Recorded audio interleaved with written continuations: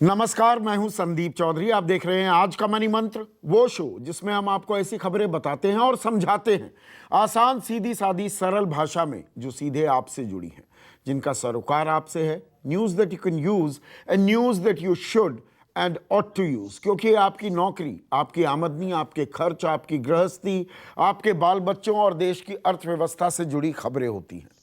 कोई राजनीति नहीं, कोई हिंदू मुसलमान नहीं, कोई भारत पाकिस्तान नहीं। और आज की खबरों का विश्लेषण करने के लिए मेरे साथ वरिष्ठ पत्रकार सिद्धार्थ सिंह हैं।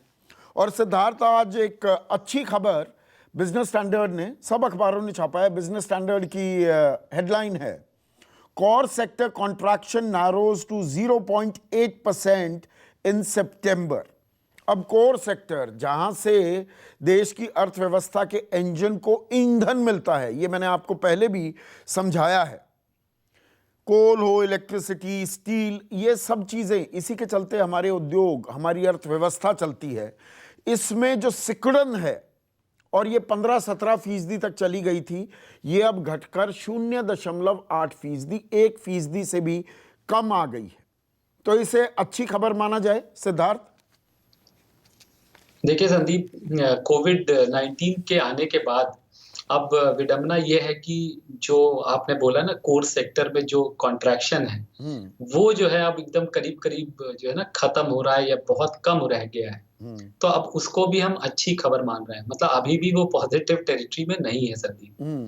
और देखिए संदीप, ये कोर सेक्टर जो है तकरीबन 40% होता है, हमारा जो औद्योगिक उत्पादन है उसका 40% हिस्सा यही इसी कोर सेक्टर से बनता है।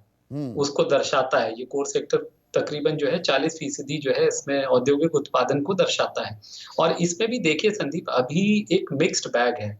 मतलब कुछ चीज़ें हैं जिनमें बहुत ज़्यादा अभी दिख रहा है कि दोबारा तेज़ी लौट रही है, जैसे कोल के प्रोडक्शन की बात हो, बिजली उत्पादन हो या स्टील हो। मैं लेकिन आंकड़े दे अभी देता हूं, ये इकोनॉमिक टाइम्स ने छापे हैं, जो 8 कोर सेक्टर्स होते हैं, कोल 21.2%, ये पॉजिटिव है। मतलब कोयले की खपत काफी बढ़ गई है, तो कोयला 21.2% पॉजिटिव में। लेकिन crude oil -6, natural gas -10.5, 10.6, refined products -9.5%, fertilisers भी -0.3%, जबकि कृषि में काफ़ी कुछ अच्छी खबरें आ रही हैं। स्टील 0.9%, ये थोड़ा पॉजिटिव में है। और सीमेंट, सीमेंट -3.5 और इलेक्ट्रिसिटी 3.7। तो दरअसल जहां सनशाइन सेक्टर्स में कहूं, वो कोल और बिजली की खपत है। जी, बेसिकली कोल, बिजली और थोड़ा-सा स्टील में जो हाँ, कॉन्ट्रैक्शन थोड़ा है वो स्टील लगा घटा है। लीजिए। हाँ। जी, लेकिन जो चिंता की बात है ना संदीप, देखिए वही जो मैंने अभी पहले बात कही कि ये मिक्स्ड बैग है। अभी भी कोई ऐसा नहीं लग रहा है कि पूरा ओवरऑल जो है ना पिकअप हो। मतलब जो इकोनॉमी के या जो प्रोडक्शन के जो सारे सेक्टर्स हैं, जो की सेक्टर्स हैं, उसमें जैसे रिफाइनरी है या आपका क्रूड ऑयल है, क्योंकि रिफाइनरी और क्रूड ऑयल ये ऐसे सेक्टर्स हैं जो ये भी काफ़ी अब इंडस्ट्रियल मतलब आपकी एक्टिविटी कितनी हो रही है उसको दर्शाते हैं। और फर्टिलाइज़र में अगर कमी है इस समय, तो मुझे लगता है चूँकि अभी जो फसल कट रही है तो उसकी वजह से भी थोड़ा-सा फर्टिलाइज़र का कंज़म्पशन में कमी आई होगी। मुझे नहीं लगता है कि अभी कोई उस तरफ अभी कोई चिंता की बात है, लेकिन ये ज़रूर है कि जो पेट्रोलियम प्रोडक्ट्स हैं, रिफाइनरी है या क्रूड ऑयल, अगर इनका जो प्रोडक्शन है, अगर इसमें पिकअप नहीं है, तो ये ओवरऑल लैक ऑफ डिमांड ज़रूर दर्शाता है। और संदीप, जहाँ तक सीमेंट और स्टील की बात है, जब तक कि अगर हम नहीं देखते हैं कि जो रियल एस्टेट सेक्टर वगैरह में अगर पिकअप नहीं आता है, या जो एक्चुअली कैपिटल गुड्स या जो मैन्युफैक्चरिंग, अगर ओवरऑल मैन्युफैक्चरिंग वगैरह में जब तक पिकअप नहीं आएगा, तो इन सेक्टर्स में भी हम कंसिस्टेंसी नहीं देखेंगे। और इसके तो अंदर इस अभी आंकड़े बस में क्या सिद्धार्थ, हमें ये पकड़ने की भी ज़रूरत है। देखिए, ये ईयर ऑन ईयर बेसिस नहीं दिए गए हैं, जिससे हमें पता लगे कि भाई पिछले साल सितंबर में औद्योगिक उत्पादन हमारे कोर सेक्टर्स में कितना था और इस बार कितना है। ये दरअसल अगस्त से आपने कंपेयर किया हुआ है कि अगस्त में 7.3% की सिकुड़न थी, 7.5% की, 7.25% की। अब ये 1% से नीचे आ गई है। हमें थोड़ा ये भी समझना, और दर्शकों को ये भी समझने की जरूरत है, ये इस साल भाई कोरोना काल में सिकुड़न होनी थी, तो अभी भी हम नेगेटिव में है, ये बात भी शायद समझने की जरूरत है। वही बात संदीप, जो मैंने शुरू में कहा कि अभी इसको हम जो सिकुड़न घट रही है, या कम हो रही है, उसको भी अब हम हालत ये है, इतने बुरे हैं कि हम इसको भी एक पॉजिटिव खबर मान रहे हैं। अभी भी जो कोर सेक्टर है उसका जो है वो पॉजिटिव टेरिटरी में नहीं आया है। और जो आपने एक इम्पोर्टेंट बात बोली कि ईयर ऑन ईयर अगर हम कंपेयर करेंगे तो और ज़्यादा जो है स्थिति खराब दिखेगी। हम्म। इ और संदीप एक और बात है, अगर आप पिछले साल भी देखेंगे और इस साल की पहले जो छमाही है, तो पिछले साल का जो फर्स्ट 6 मंथ्स था, अप्रैल टू सितंबर का जो ग्रोथ था आईआईपी में, जो कोर सेक्टर ग्रोथ थी जो संदीप, वो केवल 1.5% थी। तो देखें, हिंदुस्तान जो है इकोनॉमी लगातार जो है स्लो डाउन मोड में पिछले 7-8 क्वार्टर से रही है। तो शायद इसीलिए जो पिछले साल का भी, अगर आप पिछले साल की जो पहली छमाही में जो आप देखेंगे कोर सेक्टर का जो डेटा है, उसमें भी कोई बहुत ज़्यादा जो है वो पॉजिटिव टेरिटरी में नहीं था, केवल 1.5% की ग्रोथ थी। तो तो मतलब हालात हमारे आर्थिक इंजन में अभी और ईंधन की जरूरत है, और उसी में स्टिमुलस की भी बात आ जाती है। अब मैं दो खबरें जोड़कर आपसे उनका विश्लेषण करवाना चाहूंगा। इकोनॉमिक टाइम्स ने कल एक एक्सक्लूसिव इंटरव्यू किया था प्रधानमंत्री का। New India believes in market forces will be the most preferred investment destination, कि भाई निवेश के लिए भारत सबसे माकूल जगह है, ये प्रधानमंत्री ने ताल ठोकी थी। और इसे लेकर India Inc captains echo prime minister's optimism on economy. अब ये कुमार मंगलम बिरला हो, सुनील मित्तल, आनंद महिंद्रा, ये कह रहे हैं, प्रधानमंत्री जो बात कह रहे हैं कि अर्थव्यवस्था अब दौड़ेगी, और वो सही कह रहे हैं, ताल में ताल मिलाई है इंडस्ट्री कैप्टन्स ने भी। लेकिन, और ये बड़ा लेकिन है, ये फाइनेंशियल एक्सप्रेस ने एक आंकड़े दिए हैं, cutting back budget spend down 26% इन सितंबर। देखिए, फिस्कल स्टिमुलस की बात हो रही है, आपने भी एक्सक्लूसिव खबर दी थी 10 दिन पहले करीब की आएगा, अभी फिस्कल स्टिमुलस आएगा। 20,97,000 करोड़ का एक राहत पैकेज मई में दिया गया, लेकिन बाद में पता लगा वो दरअसल 2 लाख करोड़ का ही स्टिमुलस था, 1% हमारी जीडीपी का, 10% नहीं।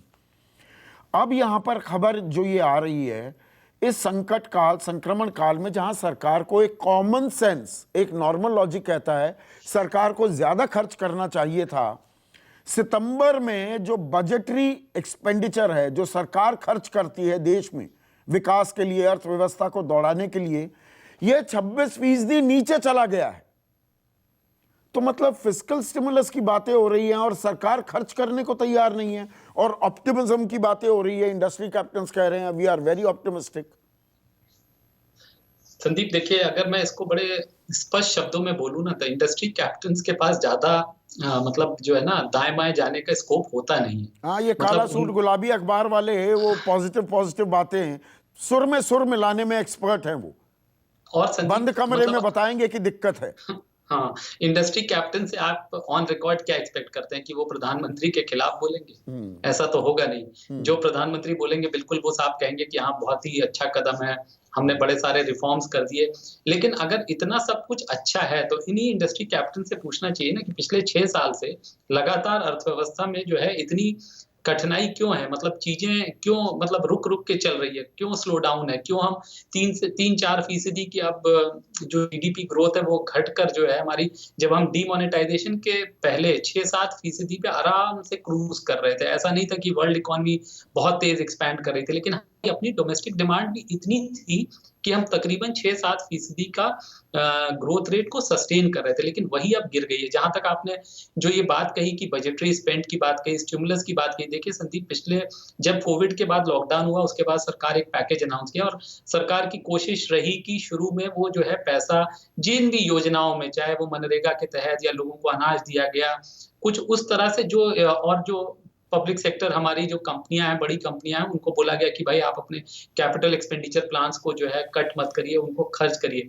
लेकिन अब होता क्या है कि आते-आते आपने पिछले 4-5 महीने उस जो है एक्सेलरेटर को दबा के रखा, लेकिन अब आप धीरे-धीरे देख रहे होंगे ना कि डिमांड नहीं सस्टेन करोगे, तो आप कितना एक तरफ से कितना खर्च करेंगे? मैं यहाँ क्योंकि पर थोड़ा डिमांड सा आंकड़ा और समझा दूं सिद्धार्थ, जी दर्शकों को, संदीप। फिर आगे आप विश्लेषण कीजिएगा। देखिए, मार्च से लॉकडाउन शुरू हुआ 24 मार्च को, और यहां पर जो ये आंकड़े दिए गए हैं, मई के मध्य में 5 दिन सिलसिलेवार तरीके से 20,97,000 करोड़ के तथाकथित राहत पैकेज की घोषणा की गई। और ये सारे आंकड़े ईयर ऑन ईयर बेसिस हैं कि पिछले साल मई में हमने कितना खर्च किया और इस साल कितना किया। पिछले साल के मुकाबले इस साल मई में हमने 21% कम खर्च किया। फिर मई में जो ये घोषणा हुई वो किक इन हुआ जून से, जून में 46% हमने ज्यादा खर्च किया, जुलाई में 6% और फिर अगस्त में 15% कम और अब सितंबर में 26% कम। तो कुल मिलाकर जून में खर्च के अलावा सरकार ने अपनी जेब ढीली नहीं की है, जबकि कोरोना काल, संकट काल में तो ज्यादा पैसा खर्च होना चाहिए था। नहीं संदीप, देखिए एक तो जो डिमांड स्टिमुलेट करने की बात थी कि वो उसके लिए कोई बहुत कदम उठाए नहीं गए। जहां तक आप जो बात कह रहे हैं स्पेंडिंग घट गई थोड़ी कहीं और किसी महीने में थोड़ी बढ़ी हुई दिख रही है, तो देखिए कुछ स्पेसिफिक सेक्टर्स, स्पेसिफिक स्कीम्स थी जिनमें हमने जानबूझकर उनमें पैसा ज्यादा खर्च किया, कहीं पे हमने अपने आप को विड्रॉ भी किया।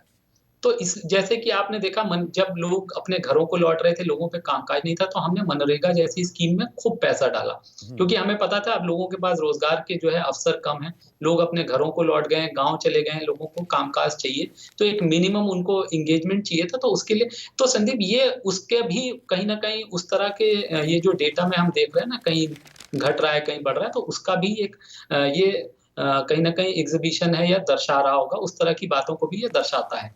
जहाँ तक सरकार की स्पेंडिंग की बात है, देखिए डिमांड स्टिमुलेट करने के लिए सरकार ने कोई बहुत बड़े कदम उठाए नहीं, और सरकार जो है शायद प्रोबब्ली उनका ये मानना है कि लिंपिंग बैक टू नॉर्मल जो कहते हैं ना कि धीरे-धीरे हम जो है पटरी पे ठीक हो चीज़ें जाएगी, लौटेंगी, हाँ।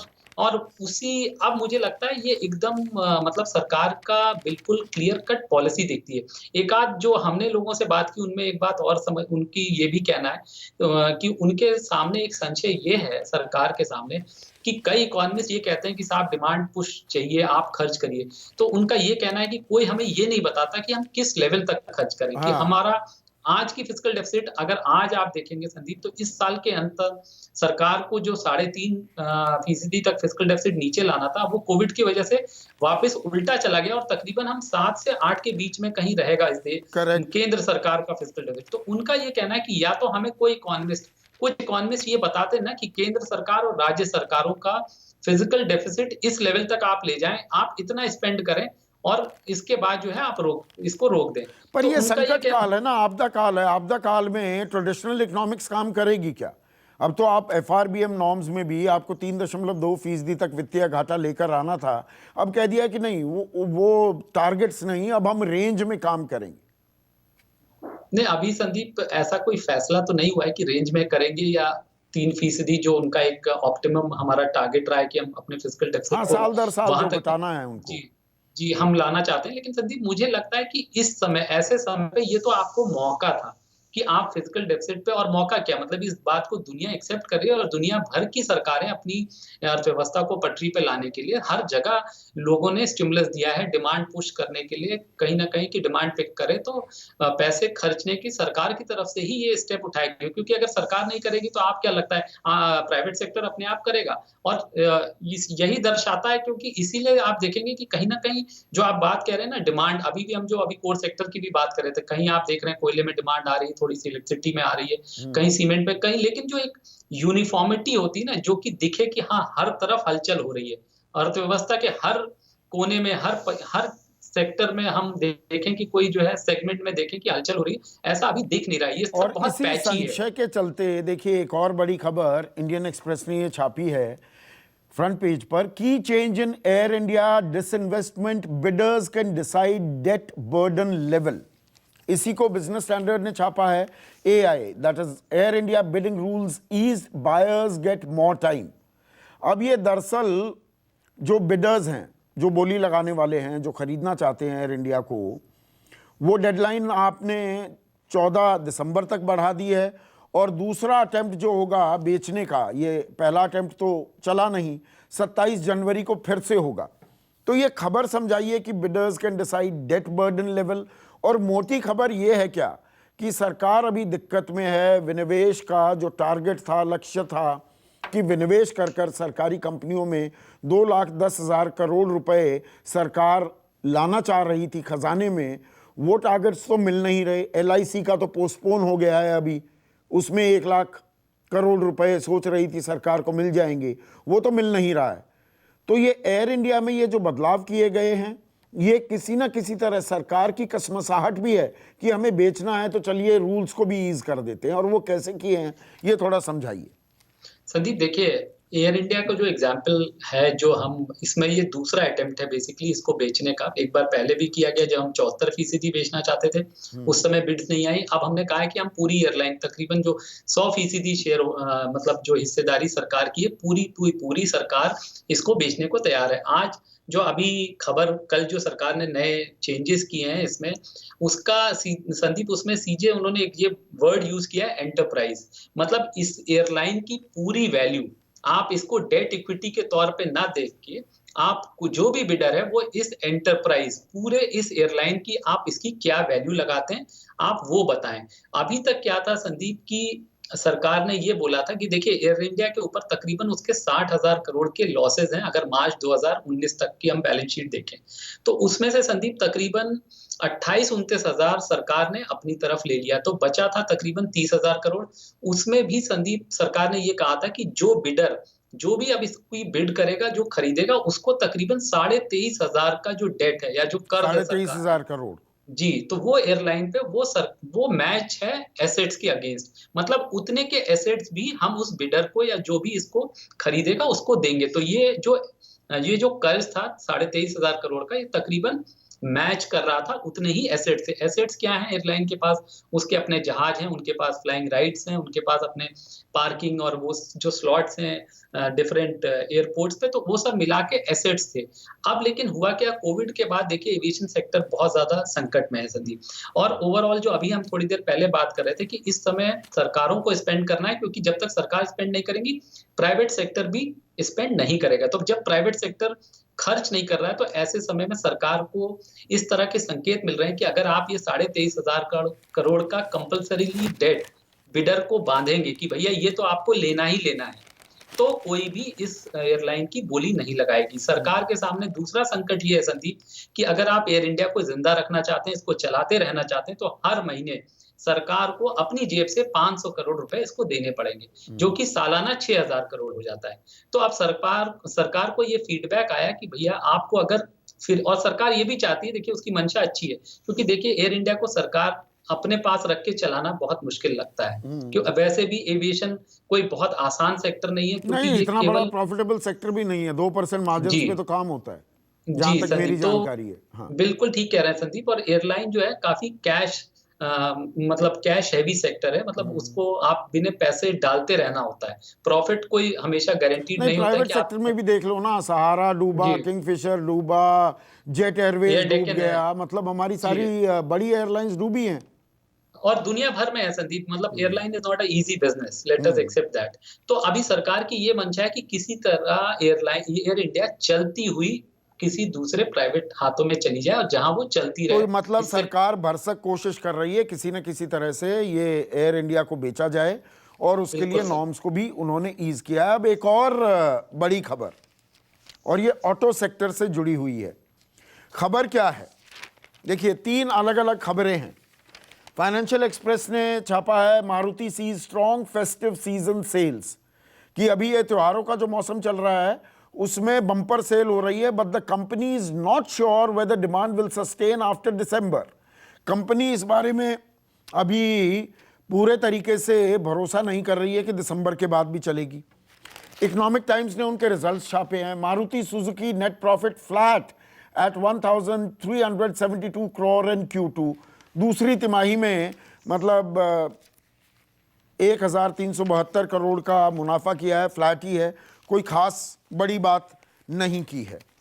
और इन सब के बीच टाइम्स ऑफ इंडिया ने अपने बिजनेस पेज पर छापा है, मारुति के जो चीफ हैं आरसी भार्गव, चेयरमैन हैं, GST relief at the stage quite unnecessary. Maruti chief RC Bhargava कह रहे हैं कि नहीं, अभी तो सेल्स बढ़िया हो रही हैं, और जीएसटी में जो कटौती की बात हो रही थी, 28 से 18 लाने की बात हो रही थी, और टू व्हीलर्स में भी कटौती की बात थी, और उसके चलते बीच बीच में शहर बाजार में ऑटो शेयर्स में आग भी लगी। वो कह रहे हैं अरे भैया जीएसटी क्यों घटाने की ज़रूरत है, अभी तो हम तो बेच रहे हैं, माल हमारा बिक रहा है, तो अभी जीएसटी क्यों घटाओ, सरकार को जीएसटी कमाने दो। और जो आकुयावा हैं, जो इनके हेड हैं, वो कहते हैं कि नहीं भैया ये घटाना पड़ेगा वरना ऑटो सेक्टर का बंटाधार हो जाएगा। अब थोड़ा ये समझाइए दोनों तीन चीजें। नहीं संदीप देखिए, एक तो कोविड-19 के बाद ऑटोमोबाइल सेक्टर, चाहे वो टू व्हीलर मार्केट हो, फोर व्हीलर मार्केट हो या सेकंड हैंड कार्स, इनमें सबसे तेजी से जो है जो डिमांड जो है लौटी, क्योंकि कोविड-19 के बाद बल्कि बड़ी टू बेसिक। व्हीलर्स में तो अब वो डिमांड घट गई है। अब टू व्हीलर्स नहीं खरीद हाँ, रहे लोग, फोर व्हीलर्स खरीद रहे हैं। नहीं बिल्कुल ठीक बात है संदीप, क्योंकि लोगों का आप जो ज्यादा जोर है वो एंट्री लेवल कार्स है। तो आप एंट्री लेवल कार्स पे आप देखेंगे, चाहे जो भी कार कंपनियां हैं, सबकी डिमांड बहुत अच्छी रही है। प्लस सेकंड हैंड कार्स की भी डिमांड अच्छी रही है। नहीं, और जहां उसमें तक एक संदीप, खबर क्या ये भी छिपी है कि जो दरअसल लोअर इनकम ग्रुप था, लोअर मिडिल क्लास था, वो दरअसल शहरी गरीबों में कन्वर्ट होते जा रहे हैं। जो 30-40 हजार रुपए कमा रहा था, 10,000 पर आ गया, वो कार खरीदने के सपने देख रहा था, वो टू व्हीलर भी नहीं खरीद पा रहा। नहीं संदीप, वो बातें भी होंगी, बिल्कुल होंगी, जिन लोगों पे इम्पैक्ट है। लेकिन अभी जो कोविड के समय में समस्या ये है कि जान है तो जहान है। तो लोगों का, अगर आप कामकाज पे जाते हैं, तो अभी इस समय जो सबसे ज्यादा फोकस है कि अपने आप को कैसे सेफ रखें। तो शायद वो कारण है कि अभी भी जो कार मार्केट है या जो ऑटोमोबाइल मार्केट है, उसमें डिमांड अभी भी बनी हुई है। और आरसी भार्गव जी का जो स्टेटमेंट है, बड़े इंटरेस्टिंग टाइम पे आया संदीप। देखिए, अभी ऑटोमोबाइल्स में, जैसे कि आपने भी बोला, डिमांड काफी बॉयंट है, लोग खूब गाड़ियां खरीद रहे हैं। अच्छा, अभी क्या है, त्योहारी सीजन है, तो वो इसको बड़ा, उन्होंने बड़े मतलब वक्त रहते ये स्टेटमेंट दिया। इसके पीछे जो मैं उनकी मंशा समझ रहा हूँ, अगर संदीप आज ये आप इस तरह की कोई आशा लगा देंगे कि जीएसटी कट होने वाला है, तो जो दशहरा दिवाली जो अभी लोग गाड़ियां खरीद रहे हैं दिवाली तक, वो नहीं क्रिसमस तक, खरीदेंगे। क्योंकि हाँ, तो संदीप ये भी हो सकता है ना कि डिमांड डिप्रेस हो जाए। तो वो इसीलिए इसको पर बहुत ये अजीबोगरीब टैक्टिकली। बात है, पूरा ऑटो सेक्टर, सब लोग मांग कर रहे हैं कि भैया जीएसटी घटा दो, और ऐसे में मारुति के चेयरमैन ये कह दें कि नहीं घटाने की जरूरत नहीं है। तो इसमें खेल तो सब, कुछ ना कुछ खेल तो हो नहीं रहा है। संदीप, मुझे मुझे लगता है उन्होंने इस बात को इस तरह से कहा नहीं। जो मुझे लगता है उनकी मंशा यही है कि वो अभी फिलहाल अगर आप इस तरह की क्या बातें अभी कर दोगे गाड़ियां बिक तो। रही हैं, बिकने दो, अभी मत घटाओ, जब हाँ, घटाने का और टाइम आएगा तब घटा देना। बिल्कुल। और संदीप, कुछ फेंस सिटर्स भी होते हैं ना, जैसे अगर मुझे ये पता लग जाए कि यार 10,000 अभी मुझे 10,000 रुपए सस्ती मिल जाएगी ये गाड़ी जनवरी में, जब तिमाही ये जो थर्ड क्वार्टर खत्म होगा, तो मैं शायद रुक जाऊं। और मेरे जैसे बहुत से लोग होंगे, बहुत तो लोग होंगे। उनको, तो वो शायद इस बात ये कह रहे हैं कि देखिए, त्योहार में तो लोग नॉर्मली गाड़ी खरीद ही डालते हैं, तो लोग खरीद ही रहे हैं, अभी भी गाड़ियों की सेल्स कम नहीं है। तो आप ये जीएसटी घटाने का काम उस समय करना जब ये डिमांड थोड़ी घटती है। हाँ, तो वो सरकार की इकोनॉमिक्स, सरकार के इकोनॉमिस्ट की तरह ज्यादा बोल रहे हैं इस वक्त, एक ऑटोमोबाइल सेक्टर के लीडर की तरह कम बोल रहे हैं। तो आज की खबरों का आसान, सीधी सादी, सरल भाषा में विश्लेषण करने के लिए सिद्धार्थ, आपका बहुत बहुत शुक्रिया। आज का मनी मंत्र में बस इतना ही। नमस्कार।